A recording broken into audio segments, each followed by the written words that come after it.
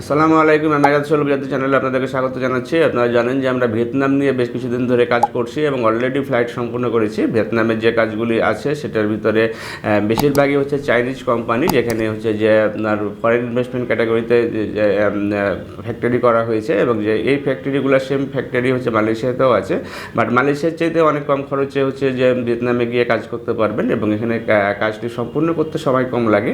আপনার হচ্ছে যে এখানে 15 দিন থেকে 1 মাসের ভিতরেই ফ্লাইটটি করা সম্ভব। সুতরাং যারা কম সময়ের ভিতরে একটা দেশে গিয়ে কাজ করতে চান, যারা হচ্ছে যে আমাদের সাথে যোগাযোগ করতে পারেন।